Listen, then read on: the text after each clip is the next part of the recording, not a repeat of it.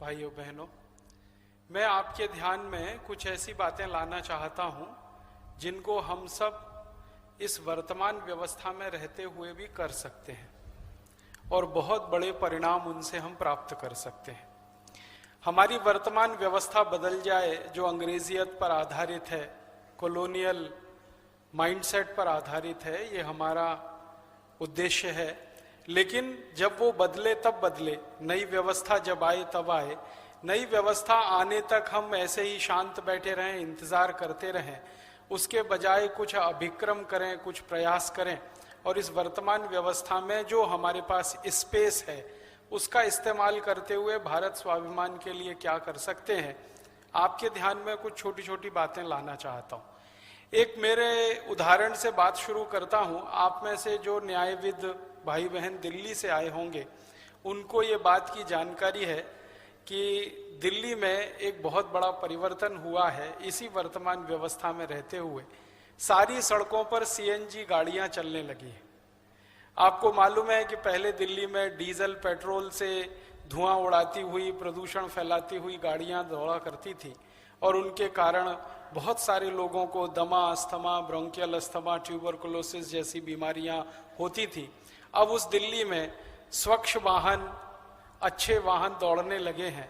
सड़कों पर auto rickshaw भी सीएनजी के हैं, सड़कों पर बस भी सीएनजी की हैं, अन्य गाड़ियां भी सीएनजी की आ गई हैं। और दिल्ली को देखते हुए अब मुंबई में भी शुरू हो गया है, फिर चेन्नई में शुरू हो गया है, बेंगलोर में शुरू हो रहा है, अहमदाबाद में शुरू होने जा रहा है, सिकंदराबाद में शुरू होने जा रहा है। भारत के 10 बड़े शहरों में अब सीएनजी वाहन, फिर उसके बाद छोटे छोटे कई शहरों में जैसे नागपुर में शुरू हो रहा है, औरंगाबाद में शुरू होने जा रहा है, पुणे में शुरू होने जा रहा है। एक सिलसिला शुरू हो गया। और ये सिलसिला कैसे शुरू हुआ आप जानते हैं कि आपके जैसे ही एक दिल्ली सुप्रीम कोर्ट के भाई हैं, न्यायविद हैं, एडवोकेट हैं, एमसी मेहता, उन्होंने एक पब्लिक इंटरेस्ट पिटीशन फाइल किया सुप्रीम कोर्ट में कि ये प्रदूषण जानलेवा हो गया है और लिमिट के बाहर चला गया है। तो एमसी मेहता की पिटीशन फाइल हुई। उसके बाद centre for science and environment जैसी एक संस्था उनके साथ आई और उन्होंने सारे आंकड़े और दस्तावेज इकट्ठे करके सुप्रीम कोर्ट में दाखिल किए। आपको मालूम है कि सुप्रीम कोर्ट ने फैसला दिया और सारे डीजल पेट्रोल के वाहन बंद हो गए। और आपको ये भी मालूम है कि सरकार ने पूरी ताकत लगाई इस फैसले को रोकने के लिए कि ये फैसला ना आए। इसके लिए तमाम तरह के कुतर्क सरकार की तरफ से दिए गए। दिल्ली सरकार ने यहां तक कह दिया सुप्रीम कोर्ट में कि कोर्ट चाहे तो आदेश दे दे लेकिन हम इसका पालन नहीं कर पाएंगे और कोर्ट की अवमानना के लिए जेल जाने को तैयार हैं। दिल्ली सरकार का ये स्टैंड था। भारत सरकार का दिल्ली सरकार जैसा ही स्टैंड था। वो बार बार कहती थी कि हम कोर्ट की किसी आदेश की पालना नहीं कर पाएंगे, भले कोर्ट चाहे तो ये आदेश दे दे। लेकिन कोर्ट ने आदेश दिया, सरकार ने उसका पालन किया, दिल्ली सरकार ने भी पालन किया, भारत सरकार ने भी पालन किया। थोड़ी तकलीफें आई। उसमें पहली तकलीफ ये आई कि जब पहली बार आदेश आया और सारे वाहनों को सीएनजी करना पड़ा तो ऑटो रिक्शाओं की लाइन लगती थी, पेट्रोल पंप की जगह सीएनजी स्टेशन आए उन पर, बसों की लाइन लगती थी, जल्दी गैस नहीं मिलती थी, ये सब हुआ। लेकिन धीरे धीरे अब सब खत्म हो गया है। माने दिल्ली अब नॉर्मल हो गई है। दिल्ली में आसानी से गैस उपलब्ध है।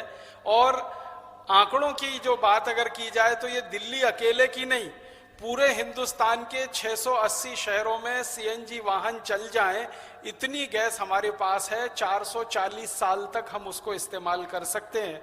इतनी गैस हमारे पास है, भारत देश के पास है। भारत के पास गैस के बहुत बड़े भंडार हैं। राजस्थान में बड़े भंडार हैं, गुजरात में बड़े भंडार हैं। राजस्थान गुजरात की सीमाओं पर बड़े भंडार मिले हैं। आंध्र प्रदेश में कावेरी बेसिन में बहुत बड़ा भंडार है। अब पता ये चल रहा है कि गल्फ देशों में जितना गैस का भंडार नहीं है उससे ज्यादा अकेला भारत देश में है। तो हमारे पास जब गैस भी उपलब्ध है और सुप्रीम कोर्ट का सहयोग और समर्थन भी मिला, इतना बड़ा काम इस देश में हो गया। और मैं मानता हूं कि अगले 10 साल में भारत के सभी छोटे बड़े शहरों में सीएनजी वाहन होंगे। ये आपको मैंने उदाहरण इसलिए दिया कि बहुत अंधियारे में, बहुत घटाटोप में आशा की एक किरण जैसा है। ऐसे ही एक दूसरी बात मैं आपसे कहना चाहता हूं कि हमारे देश में इंडियन फॉरेस्ट एक्ट है, फॉरेस्ट कंजर्वेशन एक्ट है, इसके बावजूद जंगल बहुत कटते हैं और पहाड़ हमारे सूने हो रहे हैं। लेकिन इसके खिलाफ भी सुप्रीम कोर्ट में समय समय पे याचिकाएं आई, बहुत सारे हाई कोर्ट्स में समय समय पे याचिकाएं आई, और पेड़ों का जो अवैध कटाई था वो काफी कुछ हद तक बंद हुआ। अपने इस उत्तराखंड में बहुत बड़ा आंदोलन चला जिसका नाम था चिपको आंदोलन, जिसमें माताएं बहनें पेड़ से जाकर लिपट जाती थी और ठेकेदारों को कहा जाता था कि अगर पेड़ काटना है तो पहले इनका सिर काटो। तो ठेकेदार भी डर गए, सहम गए। तो लोगों की तरफ से वो चिपको आंदोलन चला। चंडी प्रसाद जी भट्ट, सुंदरलाल बहुगुणा जैसे बड़े लोग उसमें शामिल रहे। राधा बहन भट्ट जैसी तेजस्वी महिला उस आंदोलन की अगुवाई करती हुई रही। तो इन चीजों ने हमारे सुप्रीम कोर्ट को भी प्रेरित किया और हाई कोर्ट्स को भी प्रेरित किया, और जगह जगह अवैध कटाई रोकी गई, जंगल कटने बंद हुए। पहाड़ों पर इसी तरह से अवैध खनन बहुत होता है, आप जानते हैं, इलीगल माइनिंग बहुत होती है, क्योंकि हमारी धरती के नीचे बहुत सारा भंडार जमा पड़ा है, कोयले का भंडार है, तरह तरह के पत्थर हमारी धरती के नीचे से निकलते हैं। तो उसके कारण बहुत जगह पर माइनिंग चलती रहती है, कुछ लीगल होती है, कुछ इलीगल होती है।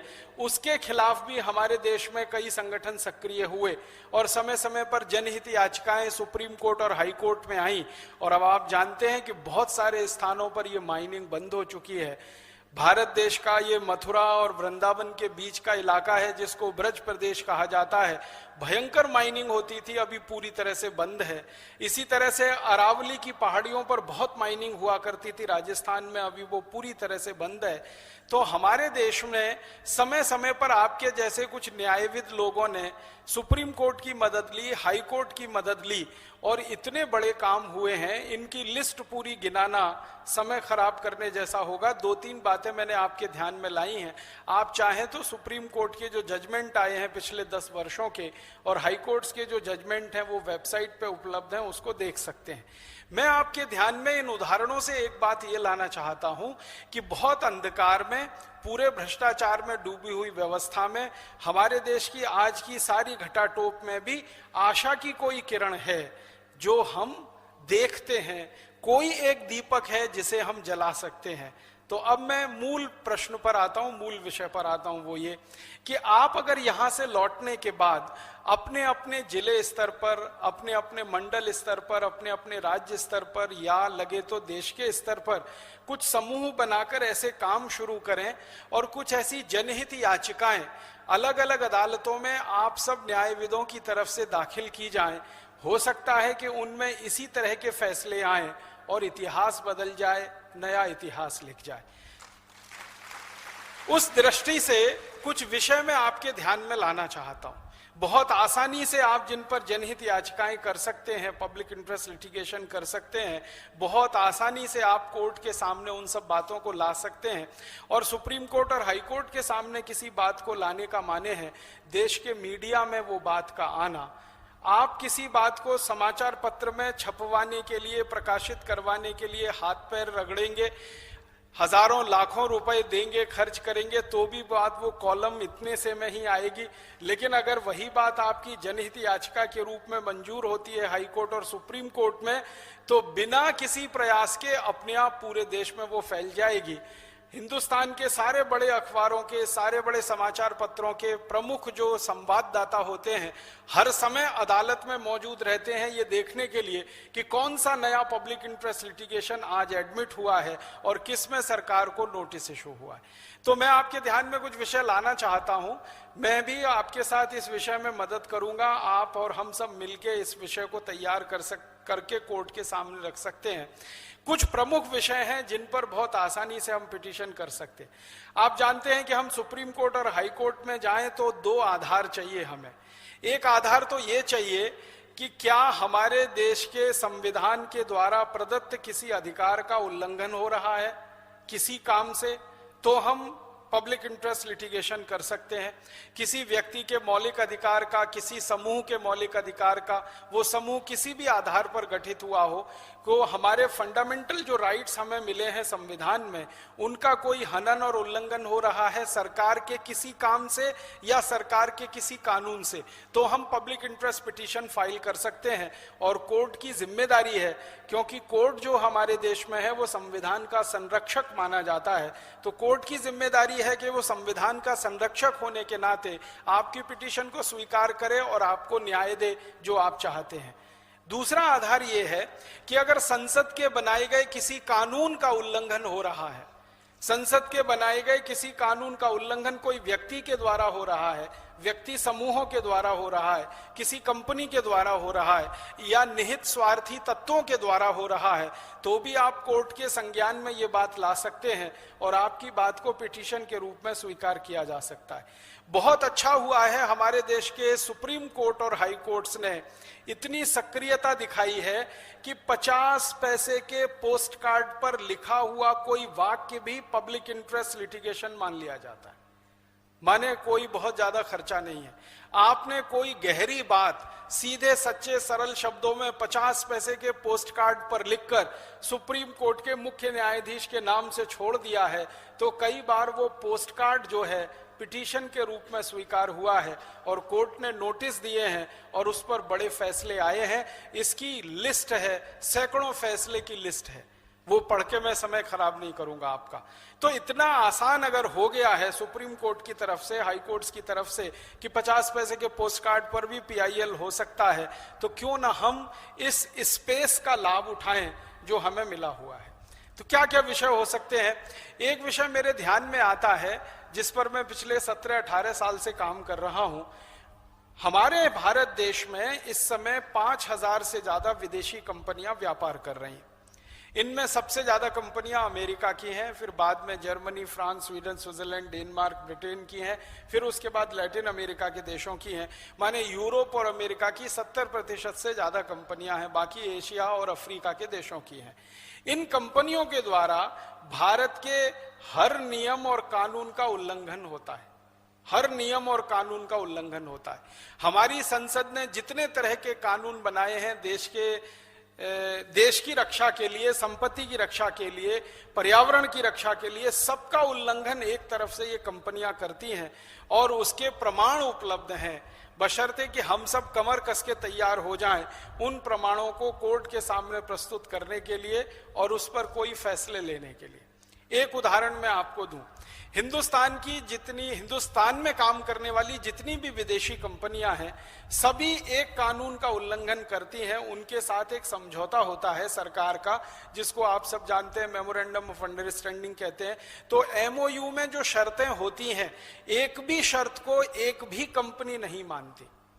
जैसे मैं आपको एक उदाहरण देके बताऊं, हमारे देश में अमेरिका की 2 कंपनियां हैं, एक का नाम है पेप्सी कोला, दूसरे का नाम है कोका कोला।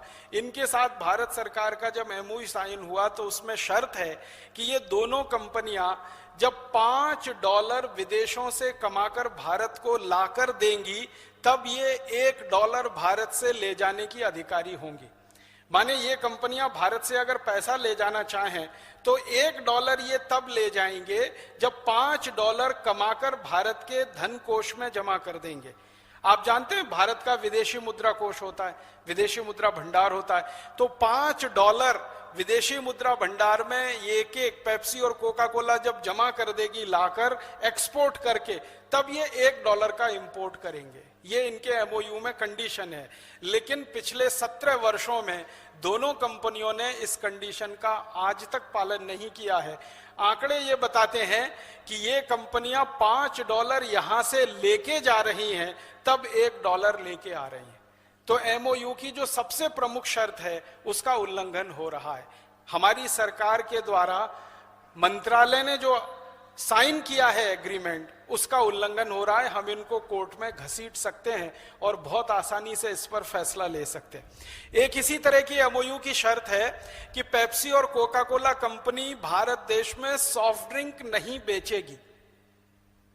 पानी जो बोतल में भरा हुआ जिसको कार्बोनेटेड वाटर कहते हैं वो नहीं बेचेंगे।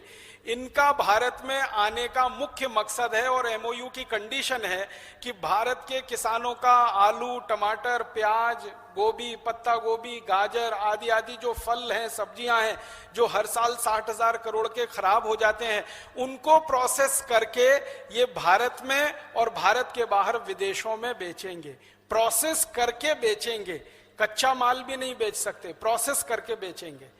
लेकिन दुर्भाग्य हमारे देश में यह है कि इन कंपनियों का जो प्रोसेस किया हुआ टमाटर, आलू आदि का खाद्य पदार्थ है वो बहुत मामूली सा बिक रहा है और पूरे हिंदुस्तान में इनका सॉफ्ट ड्रिंक बिक रहा है जो बेचने की इनको परमिशन नहीं है। फिर एक तीसरी कंडीशन है एमओयू की, वो ये है कि पेप्सी और कोका कोला कभी भी अपने ब्रांड नेम से कोई चीज भारत में नहीं बेचेंगे। माने पेप्सी नाम से कुछ नहीं बिकेगा, कोका कोला नाम से कुछ नहीं बिकेगा, वो अपने ब्रांड नेम का भारत में इस्तेमाल नहीं कर सकेंगे। लेकिन दुर्भाग्य हमारे देश में एमओयू की ये शर्त का भी वो उल्लंघन कर रहे हैं, उनके अपने ब्रांड नेम से सारी चीजें इस देश में बिक रही। फिर एक एमओयू की शर्त है जो बहुत महत्व की है कि पेप्सी और कोका कोला वाले कहीं भी फैक्ट्री लगाएंगे और वहां अगर पानी की जरूरत उनको पड़ेगी, मान लीजिए साल में एक फैक्ट्री को 10 लाख लीटर पानी की जरूरत पड़ती है, तो पहले वो 10 लाख लीटर बारिश का पानी जमीन के नीचे डालेंगे जिसको रेन वाटर हार्वेस्टिंग कहते हैं, तब वो 10 लाख लीटर पानी निकालकर इस्तेमाल कर सकेंगे। लेकिन इनके किसी भी कारखाने में रेन वाटर हार्वेस्टिंग का कोई सिस्टम नहीं है, एक बूंद पानी भी जमीन में नीचे नहीं डालते हैं, वो सारा जमीन में से निकाल रहे हैं और गांव के गांव पानी से वंचित हो गए हैं। अगर यहाँ राजस्थान के कोई न्यायविद आए होंगे तो उनके लिए मैं कह रहा हूं, आप एक छोटी सी टीम बनाइए, जयपुर के पास एक गांव में जाइए, उस गांव का नाम है काला डेरा। उस काला डेरा में पेप्सी कोला का प्लांट लगा हुआ है। उन्होंने पिछले 4-5 साल में पानी इतना निकाल लिया है जमीन से कि काला डेरा गांव के आसपास के 50 गांवों का पानी सूख गया है। अब उस गांव के किसानों को पीने के लिए पानी लाने के लिए टैंकर मंगाना पड़ता है, 3-4 किलोमीटर दूर जाना पड़ता है जानवरों के पानी की व्यवस्था के लिए। सारा पानी पेप्सी कोला कंपनी ने खर्च कर दिया। ऐसी एक नहीं बहुत सारी शर्तें हैं। एक शर्त यह है कि पेप्सी कोला और कोका कोला कंपनी भारत में आएगी, एक भी व्यक्ति का रोजगार अगर उनके कारण जाएगा तो कंपनी की जिम्मेदारी होगी, माने वो किसी को बेरोजगार नहीं कर सकते। लेकिन इन दोनों कंपनियों ने भारत में आकर क्या किया, हमारे देश के जो स्वदेशी बॉटलिंग प्लांट थे, आपको मालूम है एक कैंपा कोला हुआ करता था, एक 777 हुआ होता था, एक फेंटा हुआ करता था, तो ये स्वदेशी बॉटलिंग प्लांट थे सॉफ्ट ड्रिंक्स के, इन सबको टेक ओवर किया पेप्सी और कोका कोला ने, खरीदा। फिर इनमें से हजारों कर्मचारियों को बाहर निकाल दिया और बहुत थोड़े से कर्मचारियों के साथ उनका अब बॉटलिंग प्लांट चल रहा है। तो मैंने आपको ये पेप्सी कोला का नाम लेके कहा, इनके एमओयू की एक भी शर्त ये नहीं मानते हैं, सब शर्तों का उल्लंघन करते हैं और धड़ल्ले के साथ भारत में व्यापार करते हैं।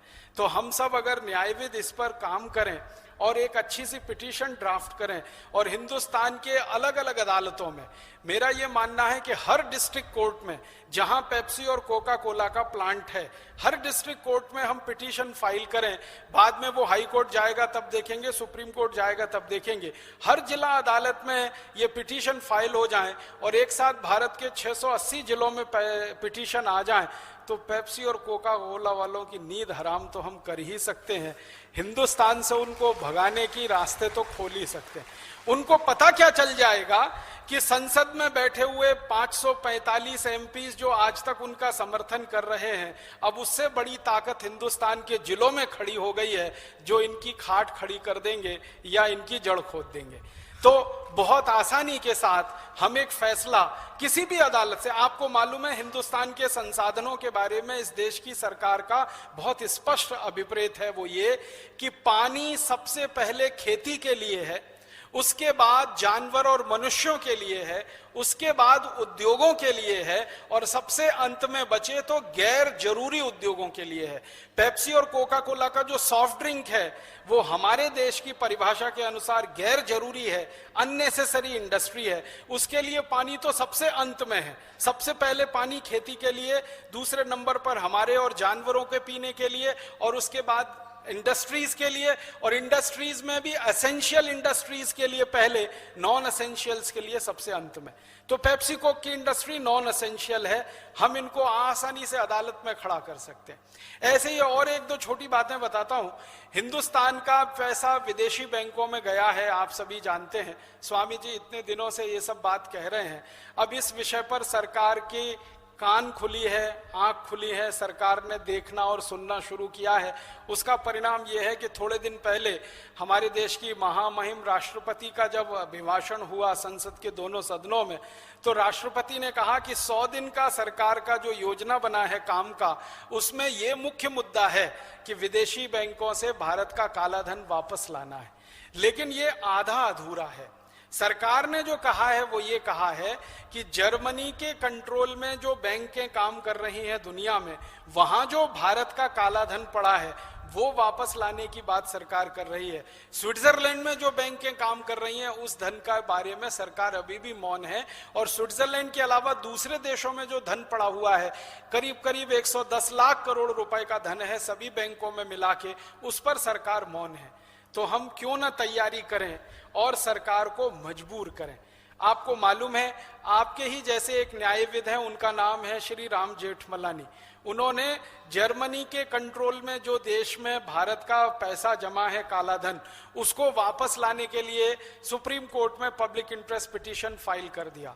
और सुप्रीम कोर्ट ने 29 जुलाई की तारीख तय की है। उस पर खूब जबरदस्त बहस होने वाली है। आप चाहें दिल्ली में अगर रहते हैं तो जरूर 29 जुलाई को सुप्रीम कोर्ट में जाइए।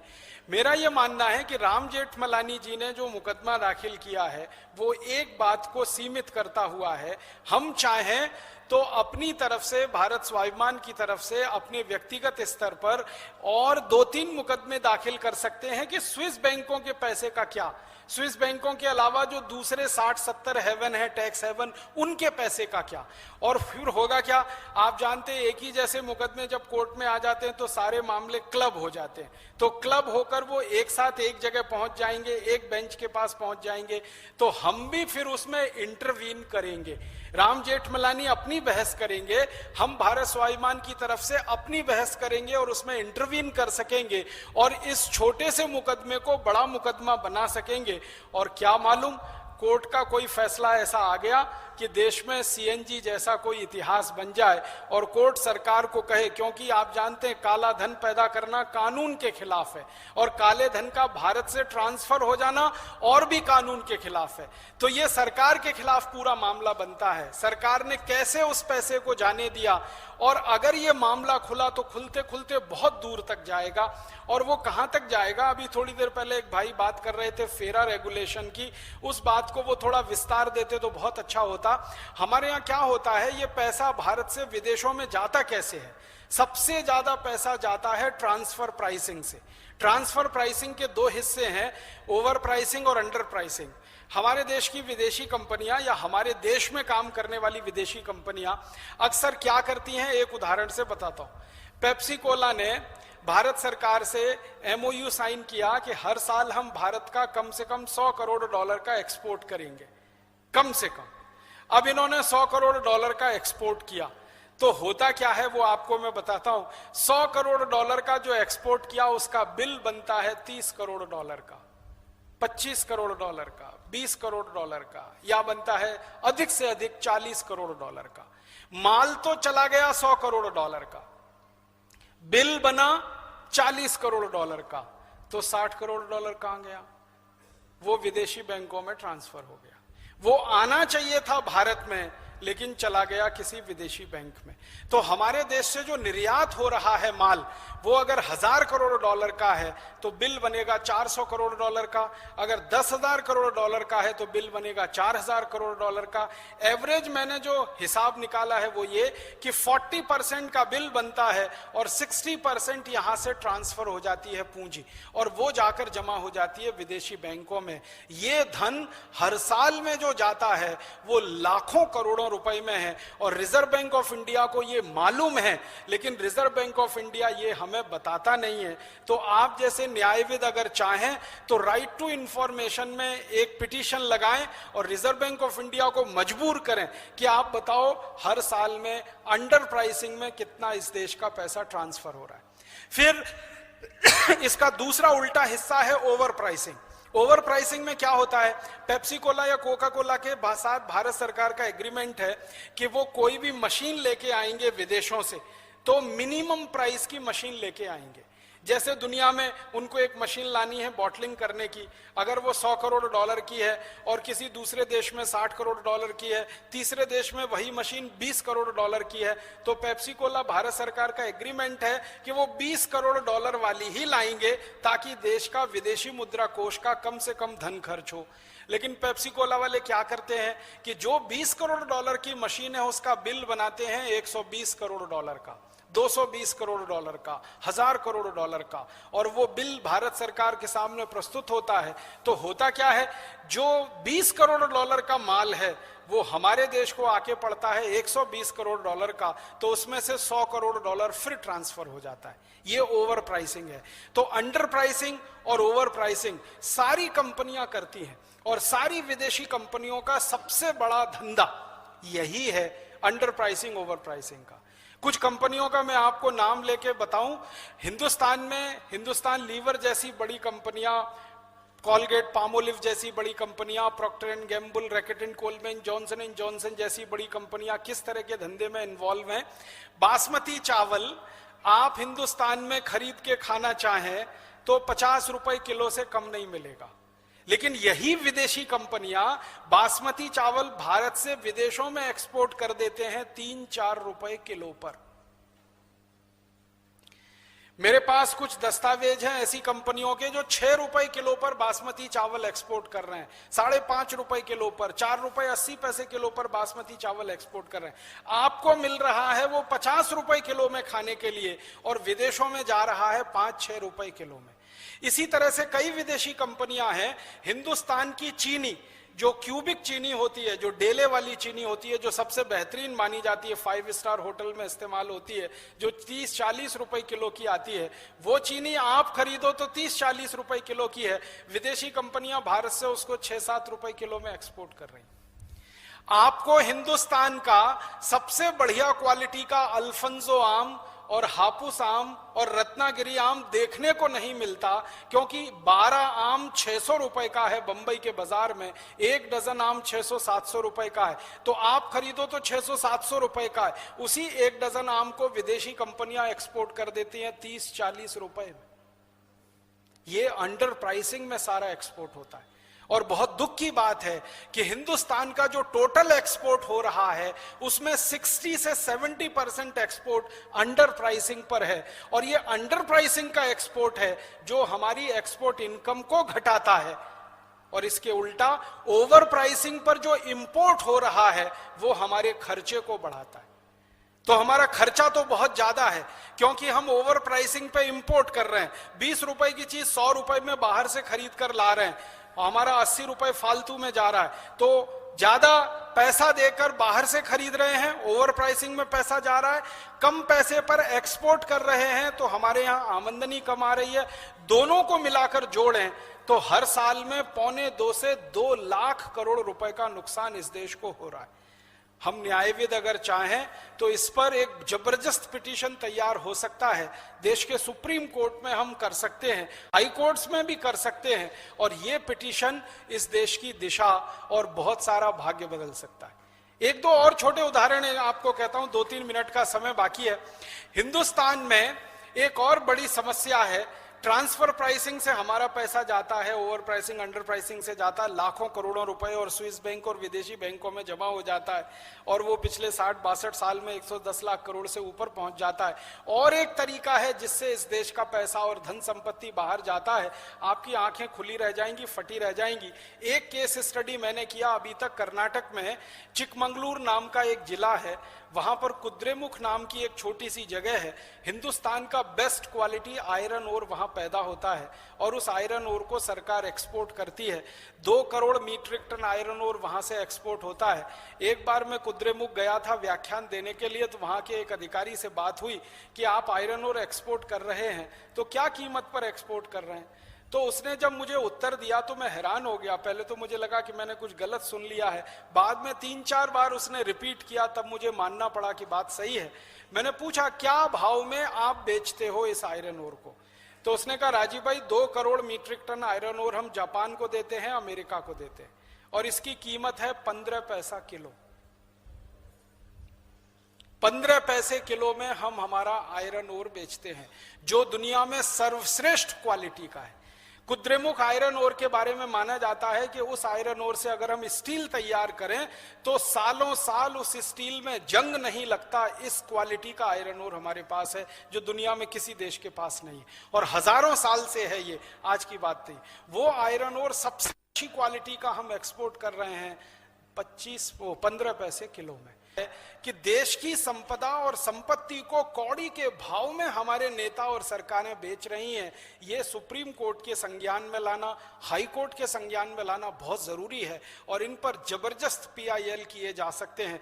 कर्नाटक हाई कोर्ट में हो सकता है, महाराष्ट्र हाई कोर्ट में हो सकता है, गोवा में हो सकता है, झारखंड में हो सकता है, फिर उड़ीसा में हो सकता है, और बाद में लगे तो सुप्रीम कोर्ट में भी हो सकता है। ऐसे हमारे देश में एक नहीं 20 मुद्दे हैं। एक और मुद्दा बताता हूं, पेप्सी कोला और कोका कोला 2 कंपनियां भारत सरकार से अभी थोड़े दिन पहले एक एग्रीमेंट किया है जो मालूम ही नहीं है, देश को छुपा के रखा है सरकार ने वो agreement. America, Canada, France, Germany, Sweden, Switzerland, Denmark, Norway, ऐसे 10 देशों का केमिकल वेस्ट इंपोर्ट करके लाएंगे और भारत में डंप करेंगे उसे। भारत में केरल नाम का सबसे सुंदर राज्य है जिसको भगवान का राज्य माना जाता है। उस केरल के सबसे सुंदर स्थानों में एक स्थान है जिसको वाइपिन कहा जाता है। वाइपिन एक वेट है, समुद्र के बीच में है, बहुत ही खूबसूरत है, और मैनग्रूव्स का सबसे बड़ा जंगल है वो दुनिया का। इस समय हजारों किस्म की जड़ी बूटियां वहां पर मिलती हैं। उस वाइपिन द्वीप समूह पर दुनिया भर के देशों का केमिकल वेस्ट लाकर डंप करना है, ये पेप्सी और कोका कोला कंपनी ने भारत सरकार से एग्रीमेंट साइन किया है।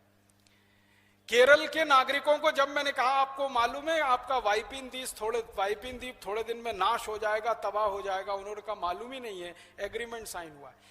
RTI में एक पिटीशन लगाया है, सरकार उसमें बहाने बना रही है कि देश की सुरक्षा की दृष्टि से यह सूचना देना जरूरी नहीं है। माने नागरिक कल को वो केमिकल वेस्ट आएगा, उसमें एटॉमिक वेस्ट भी आ सकता है, और एटॉमिक वेस्ट अगर डंप होना शुरू हो गया तो हिंदुस्तान का वो पूरा इलाका लोगों की मौत का कब्रगाह बन सकता है। कुछ भरोसा नहीं, कुछ पता नहीं, जो केमिकल्स आएंगे उनके साथ क्या बैक्टीरिया आएंगे, कौन से वायरस आएंगे, उसका कुछ पता नहीं। लाखों करोड़ों लोगों की जिंदगी तबाह हो सकती है, खत्म हो सकती है।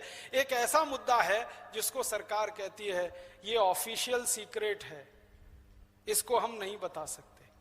आप जैसे न्यायविद अगर लग जाएंगे तो ऐसे सैकड़ों ऑफिशियल सीक्रेट आपके बाहर हम निकलवा सकते हैं। ऐसे बहुत सारे मामले हैं, बहुत सारे मुद्दे हैं।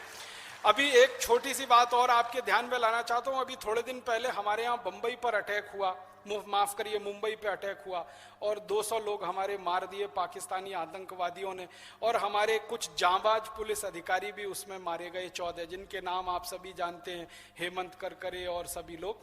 ये सारे लोग मारे गए, कारण क्या था? बुलेट प्रूफ जो जैकेट थी उनकी वो घटिया थी, नकली थी, उसमें से गोली पार गई और वो सब मारे गए। हिंदुस्तान के आर्मी के सारे जवानों के पास ऐसी ही बुलेट प्रूफ जैकेटें हैं जो हेमंत करकरे के पास। हमारे देश के जवानों के बारे में अभी थोड़े दिन पहले से मैं कुछ अध्ययन करना शुरू किया तो पता चला कि पाकिस्तान की सेना से आतंकवादियों के साथ मुठभेड़ करते हुए अब तक इस देश के 56,000 से ज्यादा जवानों ने शहीदी प्राप्त की है या अपनी कुर्बानी दी है। उनमें से 70% सिर्फ इसलिए मारे गए कि सबके पास घटिया बुलेट प्रूफ जैकेट है, गोली उसमें से पार जाती है, रुकती नहीं। और उससे भी ज्यादा दुख और दर्द की कहानी है कि हिंदुस्तान की सीमा पर एक एक इंच जमीन की रक्षा करने के लिए जो जवान अपने प्राणों की बाजी लगा रहे हैं। आपको मालूम है हमारे देश की सीमा के जवान ऐसे इलाके में तैनात हैं जहां तापमान -40 डिग्री सेंटीग्रेड होता है, -30, -40, -45, जहां पर पूरे शरीर का खून जमा हो जाता है, वहां एक एक जवान 24-24 घंटे ड्यूटी दे रहा है। उन जवानों के पास रात में देखने के लिए उपकरण नहीं है, वो अपनी आंखों से देखते हैं। उनको हमारी सरकार अभी तक उपकरण मौजूद नहीं करा पाई, उपलब्ध नहीं करा पाई।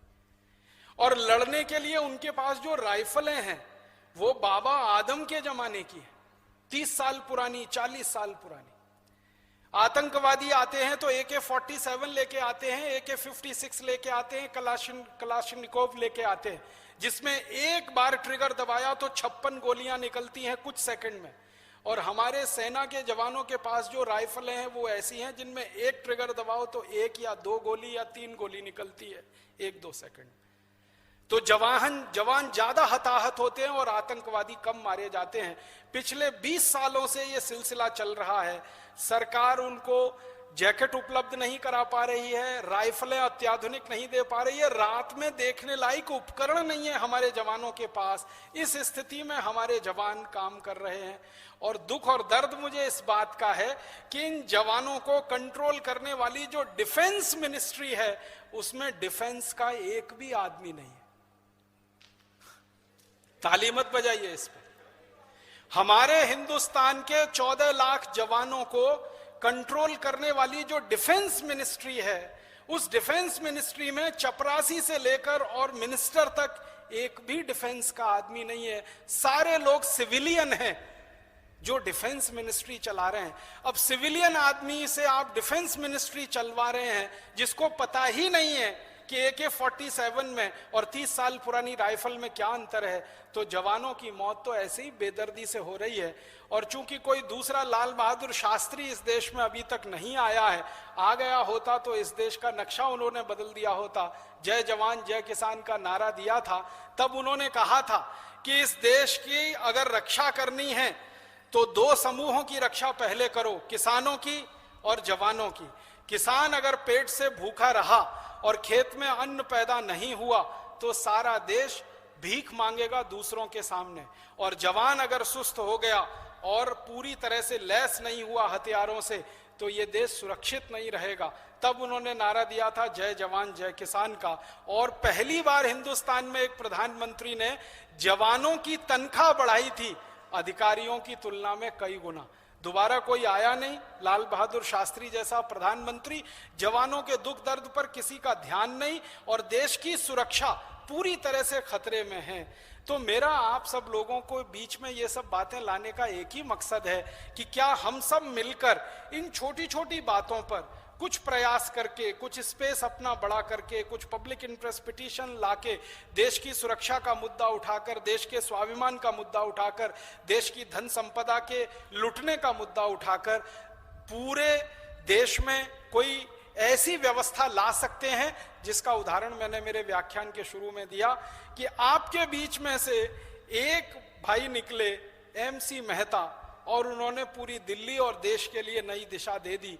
दूसरा कोई हमारे बीच में से ऐसा कोई MC मेहता निकले जो इन मुद्दों पर देश के लिए कोई नई दिशा दे सके तो बहुत सार्थक होगा हम सबका भारत स्वाभिमान के साथ जुड़ना।